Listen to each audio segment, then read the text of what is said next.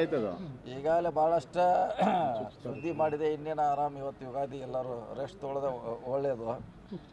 ಮತ್ತು ಅವಕಾಶಕ್ಕಾಗಿ ಹೇಳ್ತೀವಿ, ಏನು ಹೇಳುವಂಥದ್ದು ನೀವು ಕೇಳ್ರೆ ಹೇಳ್ತೀವಿ. ಏನಾರ ಹೇಳಾಯ್ತಲ್ಲ, ಬೆಂಗಳೂರಾಗ ಹೇಳ್ತೀವಿ, ಡೆಲ್ಲಿಯಲ್ಲಿ ಹೇಳ್ತೀವಿ, ಮತ್ತೇನು ಅದೇ ರಿಪೀಟ್ ಮಾಡೋದ್ರಲ್ಲಿ ಏನು ಅರ್ತಿಲ್ಲ. ಇವತ್ತು ಯುಗಾದಿ ಇದೆ, ಎಲ್ಲರೂ ತಂದು ಶಾಂತ ರೀತಿಯಿಂದ ಇದ್ದರೆ ಜನರು ಶಾಂತಿಯಿಂದ ಇರ್ತಾರಂತ.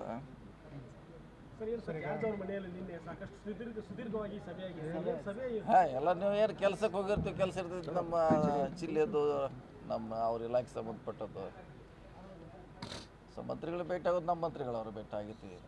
ಎಲ್ಲದಕ್ಕೂ ರಾಜಕೀಯ ಬೆರೆಸ್ಲಿಕ್ಕೆ ಆಗೋಲ್ಲ, ರಾಜಕೀಯ ಸಂಬಂಧ ಇರೋಲ್ಲ. ಡೆವಲಪ್ಮೆಂಟ್ ವರ್ಕ್ ಇರ್ತವೆ, ಡೆವಲಪ್ಮೆಂಟ್ ಬಗ್ಗೆ ಭೇಟಿಯಾಗಿರ್ತಾರೆ. ಸರ್, ಈಗ ದಲಿತ ಸಚಿವರ ಮಾತು ಹೈಕಮಾಂಡ್ ತಲೆ ಕೆಡಿಸ್ಕೊಳ್ತೀವಿ. ಹೈಕಮಾಂಡ್ ತಲೆ ಅದೆಲ್ಲ ಇವತ್ತು ಬೇಡ, ಇವತ್ತೊಂದು ಶ್ರೇಷ್ಠ ತಗೊಳ್ಳೋಣ. ಇವತ್ತು ಯುಗಾದಿ ಇದೆ, ರಂಜಾನ್ ಐತೆ, ಎಲ್ಲ ನಾವು ಎಲ್ಲ ಕೂಡ ಒಟ್ಟಿಗೆ ಬಂದವ್ರೆ. ಮತ್ತೆ ಹೇಳ್ತೀವಿ, ಹೊಸ ಇರ್ತಾವೆ ಸುದ್ದಿಗಳು ಹೇಳ್ತೀವಿ ನಿಮ್ಗೆ. ಯಾಕೆ ಒಂದು ಸರಿ ಕೆಪಿಸಿಸಿ ಅಧ್ಯಕ್ಷರ ಬದಲಾವಣೆ ಆಗಬೇಕು ಅನ್ನೋದು ಎಲ್ಲ ನಾಯಕರು ಒತ್ತಡ ಆಗ್ತದೆ. ಸಾಕಷ್ಟು ನಮ್ಮ ಹಂತಲ್ಲಿಲ್ಲ, ನಾವು ಅದಕ್ಕೆ ಆ ಮಟ್ಟದಲ್ಲಿಲ್ಲ ನಾವು ನಿರ್ಣಯ ತಗೊಳ್ಳೋದು ಅಷ್ಟು. ಅದು ಹೈಕಮಾಂಡ್ ಅವ್ರು ಹೇಳಿದ್ವಿ, ಈಗಲೇ ಸಾಕಷ್ಟು ಸರ್ ಹೇಳಿದ್ವಿ. ಹೈಕಮಾಂಡ್ ಅವರೇ ನಿರ್ಧಾರ ಮಾಡ್ತಾರೆ, ಕಾದು ನೋಡೋಣ, ಇನ್ನೂ ಟೈಮ್ ಇದೆ. Okay, thank you.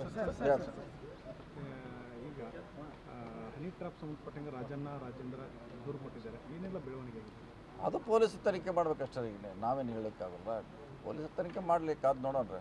ದೂರ ಸರ್, ಮಹಾನಾಯಕ ಅವ್ರ ಬಗ್ಗೆ ಯಾರು? ಅದೆಲ್ಲ ನಮಗೆ ಹೆಂಗೆ ಗೊತ್ತೀಗ, ನಾವು ಯಾರಿಗತ್ತೆ ಹೇಳಲಿಕ್ಕಾಗ್ತದೆ? ಯಾರ ಏಜೆನ್ಸಿ ಹೇಳಬೇಕು, ನಾವು ಹೇಳಲಿಕ್ಕಾಗಲ್ಲ. ಕಾದು ನೋಡೋಣ. ರಾಜಕೀಯ ನಾಯಕರು ಈ ರೀತಿ ಟ್ಯಾಪ್ ಮಾಡುವಂಥದ್ದು, ಈ ರೀತಿ ಅಲ್ಲಿ ಎಲ್ಲಿ ವ್ಯವಸ್ಥೆ ಅದು ನೋಡೋಣ. ಈಗೆಲ್ಲ ಒಂದೇ ಸಾರಿ ಹೇಳಲಿಕ್ಕಾಗಲ್ಲ, ಸಮಯ ಬಂದಾಗ ಹೇಳೋಣ. ಭಾಳ ನಿರಾಸೆ ಮಾಡಿದ್ರು ಸರ್ ಇವತ್ತು.